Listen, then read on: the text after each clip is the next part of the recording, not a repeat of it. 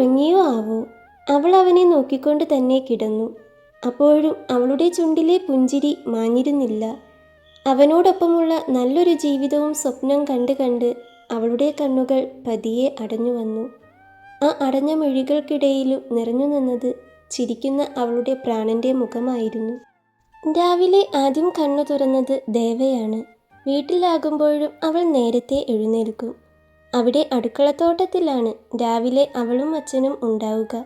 അത് കഴിഞ്ഞിട്ടേ സ്കൂളിൽ പോവുകയുള്ളൂ. അങ്ങനെ എഴുന്നേറ്റ് ശീലമായതുകൊണ്ട് തന്നെ അലാറത്തിൻ്റെ സഹായമില്ലാതെ ആ സമയമാകുമ്പോൾ തനിയെ ഉണരും. വീട്ടിലാണെന്ന ചിന്തയിലാണ് അവൾ ഉണർന്നത്.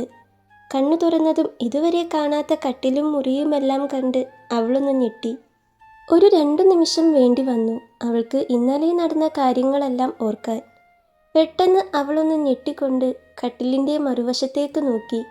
കമിഴ്ന്ന് കിടന്നുറങ്ങുന്നുണ്ട് ആള്. അവൾ അവനെ തന്നെ ഒന്ന് നോക്കി. ഒരു കൊച്ചു കുഞ്ഞിൻ്റെ നിഷ്കളങ്കതയോടെ കിടന്നുറങ്ങുന്ന അവനെ കണ്ട് അവളുടെ ചുണ്ടിലൊരു പുഞ്ചിരി വിരിഞ്ഞു. അവനെ അങ്ങനെ നോക്കിക്കൊണ്ടിരിക്കുമ്പോൾ അവളുടെ ഉള്ളിൽ ചെറിയ ചില കൊതികളൊക്കെ തോന്നി. നെറ്റിയിലേക്ക് വീണു കിടക്കുന്ന ആ മുടിയൊക്കെ ഒന്നൊതുക്കി വെക്കാൻ, അവൻ്റെ മീശയൊന്ന് പിരിച്ചു വെക്കാൻ, ആ നെറ്റിയിൽ അമർത്തി ചുംബിക്കാൻ, നെറ്റിയിൽ നെറ്റി മുട്ടിച്ചു നിന്ന് മൂക്കുകൊണ്ടുരസാൻ, അവൻ്റെ കൈകൾക്കുള്ളിൽ അവൻ്റെ ചൂടേറ്റ് പതുങ്ങിക്കിടക്കാൻ. അങ്ങനെ ഓർത്തുകൊണ്ടിരിക്കെ തന്നെ അവൾക്ക് വല്ലാത്ത നാണം തോന്നി. ഛേ, താനിതെന്തൊക്കെയാ ഈ ചിന്തിക്കുന്നേ? അവൾക്ക് തന്നെ വല്ലാത്ത ചമ്മൽ തോന്നി.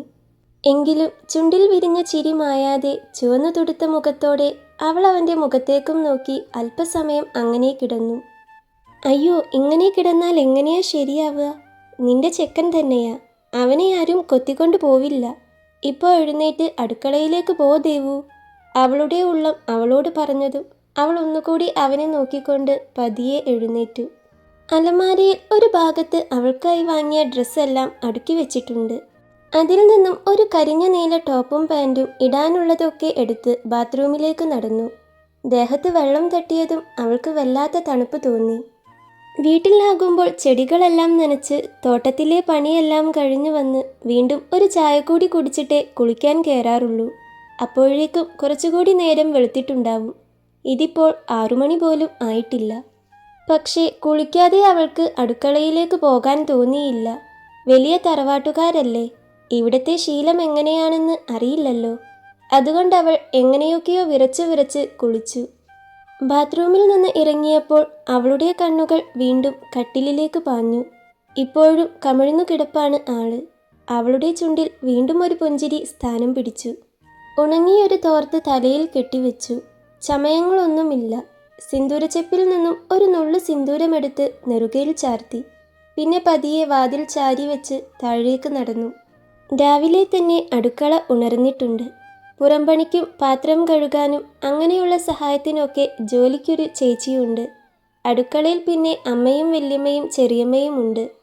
അവർ തന്നെ ധാരാളം. അവർക്കാണെങ്കിൽ ജോലിയെടുക്കാൻ യാതൊരു മടുപ്പുമില്ല. ജോലിയെടുത്തില്ലെങ്കിലാണ് അവർക്ക് ആകെ ഒരു വല്ലായ്മ. വാതിൽക്കൽ ഒരു കാലനക്കം മറിഞ്ഞ് അവർ 3 പേരും ഒരുപോലെ തിരിഞ്ഞു നോക്കി. തലയിലൊരു തോർത്തുകെട്ടുമായി നിൽക്കുന്നവളെ കണ്ടപ്പോൾ തന്നെ അവളുടെ കുളിയെല്ലാം കഴിഞ്ഞിട്ടുണ്ടെന്ന് അവർക്ക് മനസ്സിലായി. നെറുകിൽ സിന്ദൂരം തൊട്ടിട്ടുണ്ട്. അതുമാത്രമാണ് ആകെയുള്ളൊരു ചമയം. എങ്കിലും അവളെ ഒരു ദേവത പോലെ അവർക്ക് തോന്നി. അയ്യോ, മോൾ ഇത്ര നേരത്തെ എഴുന്നേറ്റോ? എന്തിനാ ഇത്ര നേരത്തെ എഴുന്നേറ്റേ? അതും കുളിയൊക്കെ കഴിഞ്ഞോ ഈ തണുപ്പത്ത്? അമ്മ ചോദിച്ചുകൊണ്ട് ഒരു ഗ്ലാസ്സിലേക്ക് ചൂട് കാപ്പി ഒഴിച്ച് അവൾക്ക് കൊടുത്തു. ഇത് കുടിക്കി, ഈ തണുപ്പൊക്കെ അങ്ങ് പൊക്കോട്ടെ, അമ്മ പറഞ്ഞു. അവൾ ആ ഗ്ലാസ് കയ്യിൽ വാങ്ങിക്കൊണ്ട് അമ്മയെ നോക്കി ഒന്ന് ചിരിച്ചു. നിങ്ങളൊക്കെ കുടിച്ചോ? ആദ്യത്തെ ഒരിറക്ക് കുടിക്കുന്നതിനു മുൻപേ അവൾ 3 പേരോടുമായി ചോദിച്ചു. ഞങ്ങളൊക്കെ കുടിച്ചു, മോള് കുടിക്കാൻ നോക്ക്. വല്യമ്മ പറഞ്ഞതും അവൾ പതിയെ ആ കാപ്പി ഊതി കുടിക്കാൻ തുടങ്ങി. കാപ്പിയാണ്, അത് പോരെ? അമ്മ ചോദിച്ചു. മതി അമ്മേ, നേർത്ത സ്വരത്തിൽ അവൾ പറഞ്ഞു. അവൾ അമ്മയെയും വല്യമ്മയെയും ചെറിയമ്മയെയും ഒന്ന് നോക്കി. 3 പേരും കുളിച്ചിട്ടുണ്ട്. അതിൻ്റെ സൂചനയായി 3 പേരുടെയും തലയിൽ ചുറ്റിക്കെട്ടുണ്ട്. ഹാവു, കുളിച്ചത് നന്നായി, അവൾ ഓർത്തു. ഞാൻ എന്താ അമ്മേ ചെയ്യേണ്ടത്? അവൾ ചോദിച്ചു. ഒന്നുമില്ല, ഞങ്ങൾക്ക് ചെയ്യാനുള്ള ജോലിയൊക്കെയേ ഇവിടെ ഉള്ളൂ. അമ്മ പറഞ്ഞു. ചെറിയമ്മേ, അതിങ്ങ് തരൂ, ഞാൻ ചെയ്യാം. തേങ്ങ ചിരവിക്കൊണ്ടിരുന്ന ചെറിയമ്മയ്ക്കരികിലേക്ക് ചെന്നുകൊണ്ട് അവൾ പറഞ്ഞു. മോള് അവിടെ എവിടെയെങ്കിലും ഇരിക്കി, ഇത് ചെറിയമ്മ ചെയ്തോളാം. ചെറിയമ്മ പറഞ്ഞു. സാരില്ല ചെറിയമ്മേ, ഞാൻ ചെയ്തോളാം. അവൾ നിർബന്ധിച്ചുകൊണ്ട് ചെറിയമ്മയുടെ കയ്യിൽ നിന്നും തേങ്ങ വാങ്ങി ചിരവാൻ തുടങ്ങി. ആ 3 പേർ അതും നോക്കി അല്പനേരം നിന്നുപോയി. അവൾ ചെയ്യുന്ന ഓരോന്നിലും വല്ലാത്തൊരു ഐശ്വര്യവും ഓമനത്വവും നിറഞ്ഞു നിൽക്കുന്നതുപോലെ അവർക്ക് തോന്നി. അവൾ തേങ്ങ ചിരവുന്നത് നോക്കി നിന്ന അമ്മമാരുടെ മുഖം വിടർന്നു. ഒരു നിമിഷം അവർ 3 പേരും ആ പഴയ കാലത്തെക്കുറിച്ച് ഓർത്തുപോയി. മായയുടെ കാലം. അവർക്കെല്ലാം മായയെ ഇഷ്ടമായിരുന്നു. അത് അവളുടെ സ്വഭാവം നല്ലതായതുകൊണ്ടല്ല, അവർക്കെല്ലാം അവളെ അത്രമേൽ ഇഷ്ടമുള്ളതുകൊണ്ടാണ്. മായ ഒരിക്കൽ പോലും ഇതുപോലെ രാവിലെ എഴുന്നേറ്റ് അടുക്കളയിലേക്ക് വന്നിരുന്നില്ല. അവൾ ഈ വീട്ടിലേക്ക് വന്നപ്പോൾ അവളോടുള്ള സ്നേഹം കൊണ്ട് അടുക്കളയുടെ പടി പോലും അവരവളെ കയറ്റിയിരുന്നില്ല. അത് അവളോടുള്ള സ്നേഹം കൊണ്ടായിരുന്നു. പക്ഷേ ഒന്നും കണ്ടറിഞ്ഞു മായ ചെയ്തില്ല. വാക്കുകളിൽ മാത്രം സ്നേഹം നിറയ്ക്കാനേ അവൾ ശ്രമിച്ചിരുന്നുള്ളൂ. പിന്നെ ഇവരോടെല്ലാം അവൾ സ്നേഹത്തിൽ നിന്നിരുന്നതും ഒരു തരത്തിൽ അവളുടെ അടവായിരുന്നു. അവളുടെ ഉള്ളിൽ ഒരു അവിഹിതം ഉണ്ടായിരുന്നല്ലോ, അത് തന്നെ കാരണം. അവളുടെ വാചാലമായ സംസാരവും ഇടയ്ക്കിടെയുള്ള കെട്ടിപ്പിടുത്തങ്ങളും കപടമായ ആ സ്നേഹപ്രകടനങ്ങളും അവളുടെ നിലനിൽപ്പിനു വേണ്ടി ഒരു സുരക്ഷാ കവചമായി അവൾ ഉപയോഗിക്കുകയായിരുന്നുവെന്ന് അവർ വൈകിയാണ് തിരിച്ചറിഞ്ഞത്. തങ്ങളുടെ കണ്ണു വെട്ടിച്ച് മറ്റൊരുവനുമായി അവൾ പ്രണയം പങ്കിടുമ്പോഴും ഈ അമ്മമാരുടെ പ്രിയപ്പെട്ടവളായി അവളിവിടെ അഭിനയിച്ചുകൊണ്ടിരുന്നു. ആ കപട സ്നേഹത്തിനു മുൻപിൽ തങ്ങൾ 3 പേരും വീണുപോയല്ലോ എന്നോർത്തപ്പോൾ അവരുടെ ഉള്ളിൽ ഒരു വിങ്ങലുണ്ടായി. മായയെപ്പോലെയല്ല ഇവൾ, ഒന്നൊതുങ്ങിയ പ്രകൃതമാണ്. പക്ഷേ രാവിലെ എഴുന്നേറ്റ് വന്ന് തങ്ങളുടെ കൂടെ ഈ അടുക്കള ജോലിയിൽ എങ്ങനെ സഹായിച്ച് അവൾ നിൽക്കുമ്പോൾ ഇതാണ് തങ്ങളുടെ മോളെന്ന് അവർക്ക് തോന്നി. പക്ഷേ ആരുമൊന്നും സംസാരിക്കുന്നില്ല. എങ്കിലും അവർ 3 പേരുടെയും കണ്ണുകൾ ഒരേ കാര്യമാണ് പറയുന്നതെന്ന് അവർക്ക് പരസ്പരം ബോധ്യമുണ്ടായിരുന്നു. ദേവ തേങ്ങ ചിരവി കഴിഞ്ഞ് ചെറിയമ്മയ്ക്ക് നേരെ ആ പ്ലേറ്റ് നീട്ടി. ഇനി എന്തെങ്കിലും ഉണ്ടോ ചെറിയമ്മേ? അവൾ ചോദിച്ചു. ഇനിയൊന്നുമില്ല, ഉള്ളതൊക്കെ ഞങ്ങൾ ചെയ്തോളാം, പറഞ്ഞുകൊണ്ട് ചെറിയമ്മ അവളെ വാത്സല്യത്തോടെ നോക്കി. മോളിത് ചെയ്തു തന്നത് തന്നെ വലിയ കാര്യം.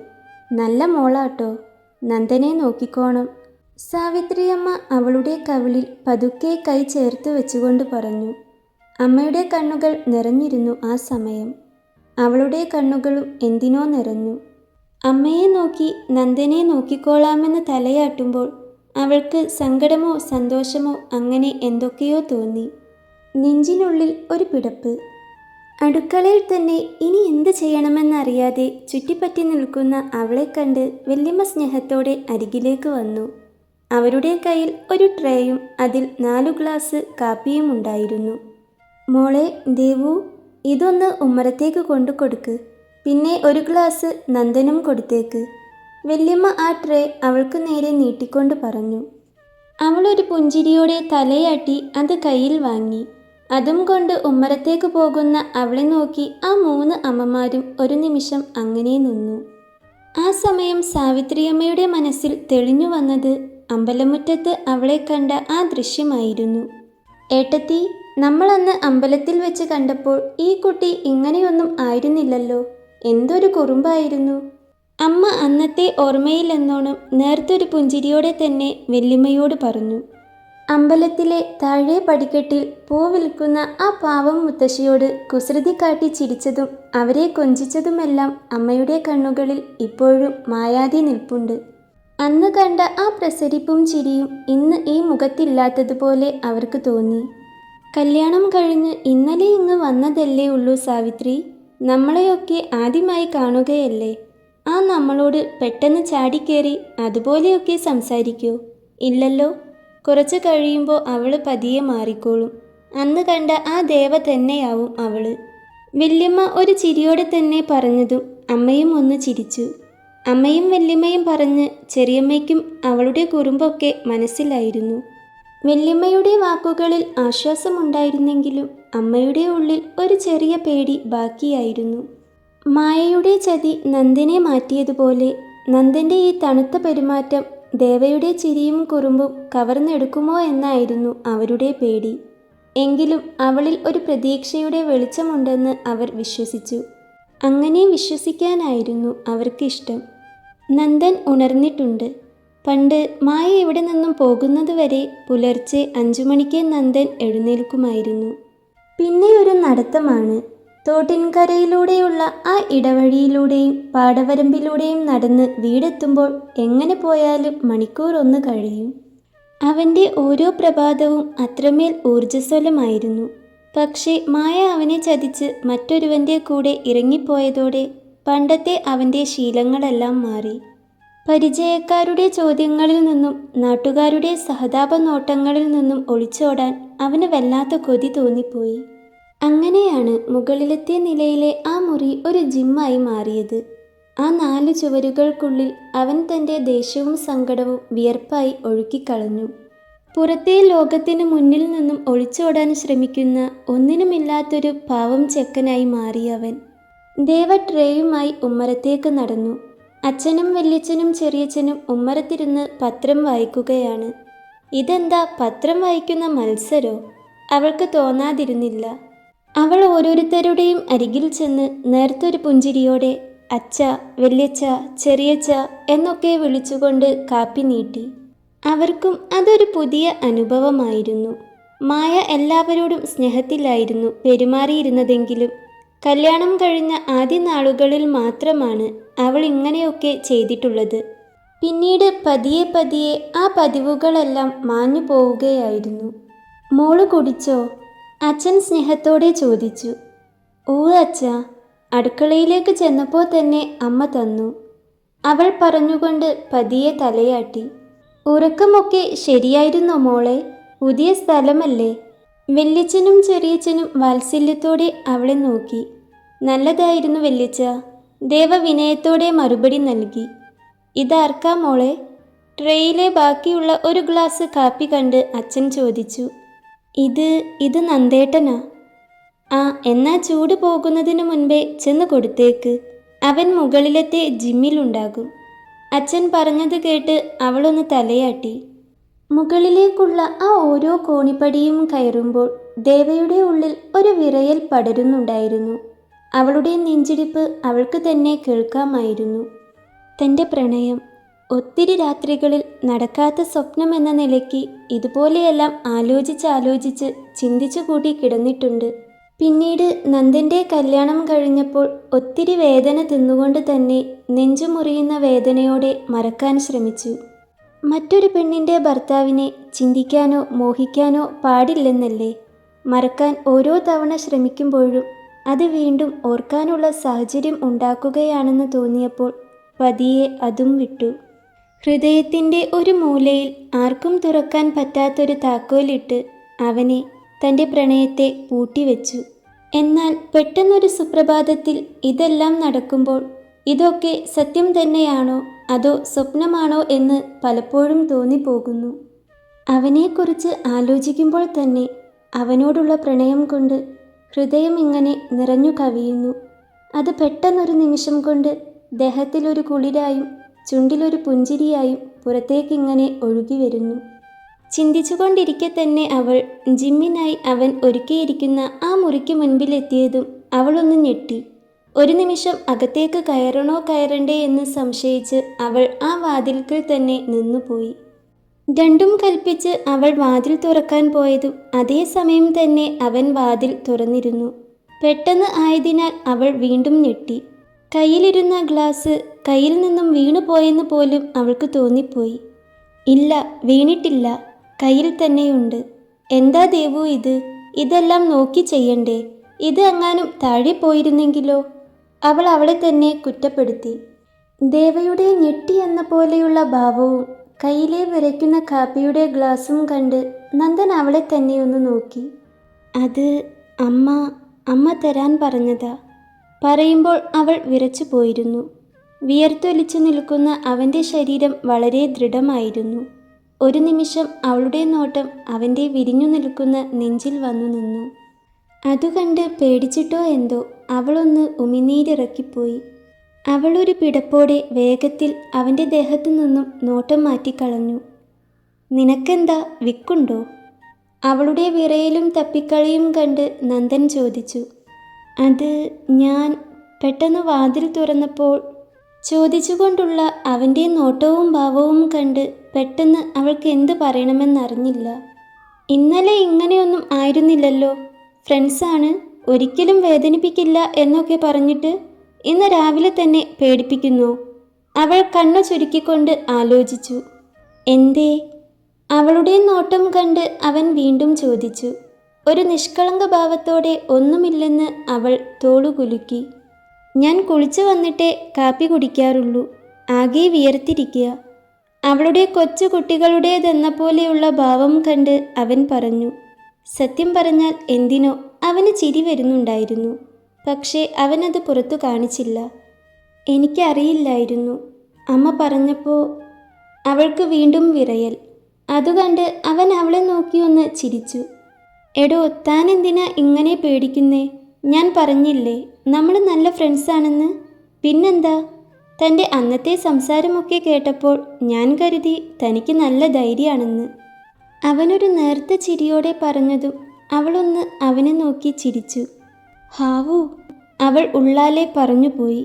സത്യം പറഞ്ഞാൽ അവൾക്ക് ഇപ്പോഴാണ് ശ്വാസം ഒന്ന് നേരെ വീണത്. ഏതായാലും താൻ കൊണ്ടുവന്നതല്ലേ, കുടിച്ചേക്കാം. ചൂടുണ്ടല്ലോ അല്ലേ? അവൻ ചോദിച്ചുകൊണ്ട് അവളുടെ കയ്യിൽ നിന്നും ഗ്ലാസ് വാങ്ങി ചുണ്ടോട് ചേർത്തു. ഒരു വലിക്ക് തന്നെ അവനത് കുടിച്ചു തീർത്തു. അവൻ കുടിച്ചു കഴിഞ്ഞതും അവൾ ആ ഗ്ലാസ് വേഗം കയ്യിൽ വാങ്ങി. അവനൊന്ന് അവളെ നോക്കി പതിയെ ചിരിച്ചു. ഞാനൊന്ന് കുളിച്ചിട്ട് വരാം പറഞ്ഞുകൊണ്ട് അവൻ മുറിയിലേക്ക് നടന്നപ്പോൾ അവൾ ഗ്ലാസും കൊണ്ട് താഴേക്കുള്ള പടി ഇറങ്ങി. താഴേക്ക് ഇറങ്ങി വരുമ്പോൾ അവൾ കാണുന്നത് ഹാളിൽ ഊണുമേശയ്ക്കരികിലെ കസേരയിലിരുന്ന് ഒരു ഗ്ലാസ്സിൽ കാപ്പി കുടിക്കുന്ന അപ്പച്ചിയെയാണ്. അപ്പച്ചിയുടെ നോട്ടം അവളിൽ തന്നെയാണ്. അത് മനസ്സിലായതും അവൾ അപ്പച്ചിയെ നോക്കിയൊന്ന് പുഞ്ചിരിച്ചു. എന്നാൽ അപ്പച്ചിക്ക് അത് ഇഷ്ടമായിട്ടില്ല. ഓ, ഇപ്പോഴാണോ എഴുന്നേറ്റ് വരുന്നേ? നേരം എത്രയായെന്നാ വിചാരം? ഇതാണോ കുട്ടിയുടെ വീട്ടിൽ നിന്നും കുട്ടിക്ക് പഠിപ്പിച്ചു തന്നിട്ടുള്ളത്? അപ്പച്ചി ഒരു തരം പുച്ഛത്തോടെ ചോദിച്ചു. അതു കേട്ട് അപർണ അവളെ നോക്കിയൊന്ന് പുച്ഛിച്ചു. അവളുടെ കയ്യിലെ ഗ്ലാസ് അപ്പച്ചി ശ്രദ്ധിച്ചിരുന്നില്ല ആ സമയം. നീ ഇത് ആരോടാ രാധേ ഈ പറയുന്നേ? മോള് ഏതോ നേരം എഴുന്നേറ്റ് വന്ന് ഞങ്ങൾക്കുള്ള കാപ്പിയും തന്ന് നന്ദന് കാപ്പി കൊടുക്കാൻ പോയതാ. അവള് നല്ല കുട്ടിയാ. അപ്പച്ചി പറഞ്ഞതു കേട്ടുകൊണ്ടാണ് അച്ഛൻ അവിടേക്ക് വന്നത്. അപ്പോൾ തന്നെ അച്ഛൻ അതിനുള്ള മറുപടിയും കൊടുത്തു. അച്ഛൻ അത് പറഞ്ഞപ്പോഴാണ് അപ്പച്ചി അവളുടെ കയ്യിലെ ഗ്ലാസ് ശ്രദ്ധിച്ചത്. അവളുടെ മുൻപിൽ വെച്ച് തന്നെ അച്ഛൻ അത് പറഞ്ഞതും അപ്പച്ചിയുടെയും അപർണയുടെയും മുഖമൊന്ന് വിളറി. പിന്നീടൊന്നും പറയാനില്ലാത്തതുപോലെ അവർ അവളിൽ നിന്നും മുഖം തിരിച്ചു കളഞ്ഞു. തൻ്റെ നന്ദൻ കുടിച്ച കാപ്പിയുടെ ഗ്ലാസുമായി സന്തോഷത്തോടെയാണ് താഴേക്ക് ഇറങ്ങി വന്നത്. അപ്പോഴാണ് അപ്പച്ചിയെ കണ്ടതും അപ്പച്ചി ഇതെല്ലാം പറഞ്ഞതും. ശരിക്കും എന്തോ ഒരു വല്ലായ്മ തോന്നിപ്പോയി. എന്തു പറയണമെന്നറിയാതെ നിൽക്കുമ്പോഴാണ് ഇതും കേട്ടുകൊണ്ട് അച്ഛൻ അവിടേക്ക് വന്നതും അപ്പച്ചിയോടിത് പറഞ്ഞതും. താൻ എത്ര സൗമ്യമായി പറഞ്ഞാലും അപ്പച്ചിക്ക് പിടിക്കാൻ പോകുന്നില്ലെന്ന് അവൾക്ക് അറിയാമായിരുന്നു. ഇപ്പോൾ ചെറിയൊരു സമാധാനം തോന്നുന്നുണ്ട്. നേരത്തെ എഴുന്നേറ്റത് എന്തുകൊണ്ടും നന്നായെന്ന് അവൾക്ക് തോന്നി. അല്ലെങ്കിൽ അച്ഛൻ്റെ മനസ്സിൽ ചിലപ്പോൾ ഇതൊരു കരടായേനെ അവൾ ഓർത്തു. അവൾ അച്ഛനെയൊന്ന് നോക്കി ചിരിച്ചുകൊണ്ട് അടുക്കളയിലേക്ക് നടന്നു. അവൾ അടുക്കളയിലേക്ക് ചെന്ന് ഗ്ലാസ് കഴുകി വെക്കുമ്പോഴാണ് അമ്മ അവൾക്കരികിലേക്ക് ചെന്നത്. അപ്പച്ചി രാവിലെ തന്നെ തുടങ്ങിയോ? അമ്മ പറഞ്ഞില്ലേ മോള് അതൊന്നും കാര്യമാക്കേണ്ട. അവരെപ്പോഴും ഇങ്ങനെ എന്തെങ്കിലുമൊക്കെ പറയും. ആരെയെങ്കിലും ചൊറിഞ്ഞുകൊണ്ടിരുന്നില്ലേ ഒരു സമാധാനം കിട്ടാത്തതുപോലെയാ. ഇതിൽ നിന്നും എന്തു സുഖമാ അവർക്ക് കിട്ടുന്നതെന്ന് എനിക്കറിയില്ല. അവരെന്തേലും പറഞ്ഞാൽ അമ്മയുടെ മോള് അതൊന്നും കാര്യാക്കണ്ടാട്ടോ. എന്തേലും സങ്കടമുണ്ടേൽ അമ്മയോട് പറയണം, മടിക്കരുത്. അമ്മ അവളുടെ നെറുകിലൂടെ തലോടിക്കൊണ്ട് പറഞ്ഞു. അപ്പച്ചി പറഞ്ഞത് അമ്മ അടുക്കളയിലേക്ക് കേട്ടിട്ടുണ്ട്. എനിക്കറിയാം അമ്മേ, ഞാനിതൊന്നും കാര്യമാക്കില്ല. പണിയെല്ലാം കഴിഞ്ഞോ? ഞാൻ എന്തേലും ചെയ്യാനുണ്ടോ? അവൾ പറഞ്ഞുകൊണ്ട് അമ്മയോട് ചോദിച്ചു. ഉണ്ടല്ലോ ഒരു കാര്യം. അവൾ ചോദിച്ചത് കേട്ട് അതും പറഞ്ഞുകൊണ്ട് താഴത്തെ വർക്കേരിയയിൽ നിന്നും അവിടേക്ക് വന്നത് ചെറിയമ്മയാണ്. എന്താ ചെറിയമ്മേ? ചെറിയമ്മ പറഞ്ഞോ, ഞാൻ എന്താ ചെയ്യേണ്ടത്? അവൾ ചോദിച്ചു. അതോ, ദേ ഈ ഉണ്ടാക്കി വെച്ചിരിക്കുന്നതൊക്കെ ഒന്ന് കഴിച്ചാൽ മതി. ചെറിയമ്മ അവളുടെ കവിളിൽ പിടിച്ചു കൊഞ്ചിച്ചുകൊണ്ട് പറഞ്ഞതും അവളൊന്ന് ചിരിച്ചു. ഒരു കിലുക്കാൻ പെട്ടി ചിരിക്കുന്നത് പോലെ. എന്തോ ആ ചിരിക്ക് വല്ലാത്തൊരു ഭംഗിയുള്ളതുപോലെ അവർക്ക് തോന്നി. ഇവർ തമ്മിലുള്ള ഈ കൊച്ചു കൊച്ചു വർത്താനങ്ങളെല്ലാം ഹാളിലേക്ക് കേൾക്കുന്നുണ്ടായിരുന്നു. അപ്പച്ചിയുടെയും അപർണയുടെയും മുഖം വീണ്ടും കനത്തു. എല്ലാവർക്കും ഇപ്പോൾ ഇവള് മതി. അപർണ പല്ലു കടിച്ചുകൊണ്ട് പിറുപിറുത്തു. അല്ല സാവിത്രി, മക്കൾക്ക് അമ്പലത്തിലൊന്നും പോകണ്ടേ? നന്ദൻ്റെ കുളിയൊക്കെ കഴിഞ്ഞോ മോളെ? വല്യമ്മ ചോദിച്ചു. ഞാനിങ്ങോട്ട് വരുമ്പോൾ കുളിക്കാൻ കയറുന്നേ ഉള്ളൂ വല്യമ്മേ, അവൾ പറഞ്ഞു. എന്തായാലും മക്കൾ രണ്ടുപേരും ഒന്ന് അമ്പലത്തിൽ പോയി വാ. പിന്നെ സെറ്റ് സാരി ഉടുക്കാം. മോൾക്ക് അറിയില്ലേ ഉടുക്കാൻ? അല്ല ടീച്ചറല്ലേ, ഉടുക്കാനൊക്കെ അറിയാതിരിക്കില്ലല്ലോ. ഇല്ലേ, ഞങ്ങൾ ഉടുപ്പിച്ചു തരാം, വല്യമ്മ പറഞ്ഞു. നന്ദന് ഇത് രണ്ടാം വിവാഹം ആയിരിക്കാം. പക്ഷേ ഇവൾക്കിത് ആദ്യത്തെ വിവാഹമാണ്. പല സ്വപ്നങ്ങളും ഉണ്ടാകും. അതൊന്നും ആർക്കും വേണ്ടി ഇല്ലാതാക്കേണ്ട ആവശ്യമില്ല. ഞാൻ ഉടുത്തോളാം വല്യമ്മേ, അവൾ പറഞ്ഞു. വല്യമ്മയ്ക്കും ചെറിയമ്മയ്ക്കും നന്ദൻ സ്വന്തം മോനെപ്പോലെ തന്നെയാണ്. അതുകൊണ്ട് തന്നെ ദേവയെയും അവർ മോളായി തന്നെയേ കാണുന്നുള്ളൂ. ആ ഒരു സമാധാനവും സന്തോഷവും അമ്മയ്ക്കുണ്ട്. അമ്മയ്ക്ക് പിന്നെ നന്ദൻ്റെ കാര്യത്തിൽ മാത്രമേ സങ്കടവും ആവലാതിയും ഉണ്ടായിരുന്നുള്ളൂ. ചെറിയമ്മയും വല്യമ്മയും ഒരു പാവമാണ്. ശരിക്കും പറഞ്ഞാൽ അവർ 3 പേരും മരുമക്കളല്ല, കൂടപ്പിറപ്പ് ആണെന്നേ പറയുകയുള്ളൂ. അച്ഛന്മാരായാലും അങ്ങനെ തന്നെ. തമ്മിൽ ഭയങ്കര ഒത്തൊരുമയും സ്നേഹവുമാണ്. അങ്ങനെ ഒരു കുടുംബം കിട്ടുന്നതും ഒരു ഭാഗ്യം തന്നെയാണ്. പിന്നെ അപ്പച്ചി മാത്രമാണ് ഇതിലൊന്നിലും പെടാത്തതുപോലെ നിൽക്കുന്നത്. ഇത്രയും സ്നേഹമുള്ള ഇവർക്കിടയിൽ അവർ മാത്രം എങ്ങനെ ഇങ്ങനെയായിപ്പോയി എന്നത് വല്ലാത്തൊരു അത്ഭുതമാണ്. എന്നാ മോള് ചെന്ന് മാറ്റി വാ. ചായ കുടിക്കാനുള്ള സമയമാകുന്നല്ലേ ഉള്ളൂ. വേഗം പോയി വന്നിട്ട് ചായ കുടിക്കാം, അമ്മ അവളോട് പറഞ്ഞു. ആ പിന്നെ നന്ദനോട് കൂടി പറഞ്ഞേക്ക്, അമ്മ എന്തോ ഓർത്തതുപോലെ പറഞ്ഞു. അത് അമ്മേ, അമ്മ പറയോ നന്ദേട്ടനോട്? അവൾ പതിയെ ചോദിച്ചു. അതുകേട്ട് അമ്മയൊന്ന് ചിരിച്ചു. അവനൊന്നും പറയില്ല. കാണുന്നതുപോലെ അത്ര ഭീകരനൊന്നുമല്ല അവൻ. മോള് ചെന്ന് അമ്മ പറഞ്ഞതാണെന്ന് പറഞ്ഞാൽ മതി. വേഗം ചെന്ന് നല്ല സുന്ദരി കുട്ടിയായി ഒരുങ്ങി വാ, അമ്മ അവളുടെ കവിളിലൊന്ന് തലോടിക്കൊണ്ട് പറഞ്ഞു. ഇനി അങ്ങോട്ട് ഒരുമിച്ച് ജീവിക്കേണ്ടവരാണ്. തമ്മിലടുക്കാൻ എന്തെങ്കിലും ബുദ്ധിമുട്ടുണ്ടെങ്കിൽ ഇങ്ങനെ എന്തെങ്കിലുമൊക്കെ സംസാരിച്ച് അടുക്കട്ടെ, അമ്മ കരുതി. അവളൊന്ന് തലയാട്ടിക്കൊണ്ട് പതിയെ അടുക്കളയ്ക്ക് പുറത്തേക്ക് നടന്നു. മുകളിലേക്ക് പോകുമ്പോൾ കണ്ടിരുന്നു ഹാളിൽ തന്നെ തറപ്പിച്ചു നോക്കിയിരിക്കുന്ന അപ്പച്ചിയെ. ഇങ്ങനെ കാണുമ്പോൾ നോക്കി പേടിപ്പിക്കാൻ ഞാനെന്താ ഇവരെ പിടിച്ച് കടിച്ചോ? മുകളിലേക്ക് കയറുമ്പോൾ അവൾ ചിന്തിച്ചു പോയി. ആകെ ഒരു വെപ്രാളമുണ്ട്. ആ വെപ്രാളത്തോടു കൂടിയാണ് മുറിക്ക് മുൻപിൽ ചെന്നു നിന്നത്. മുറിയുടെ വാതിൽ അടച്ചിട്ടില്ല. അവൾ വാതിൽക്കൽ നിന്നുകൊണ്ട് തന്നെ തലയൊന്ന് ഉള്ളിലേക്കിട്ടു നോക്കി. മുറിയിൽ നിന്നിരുന്ന നന്ദൻ അത് വ്യക്തമായി കണ്ടു. കള്ളിപ്പൂച്ച പാർത്തു നോക്കുന്നത് പോലെ. അവളെ കണ്ട് നന്ദന് അങ്ങനെയാണ് തോന്നിയത്.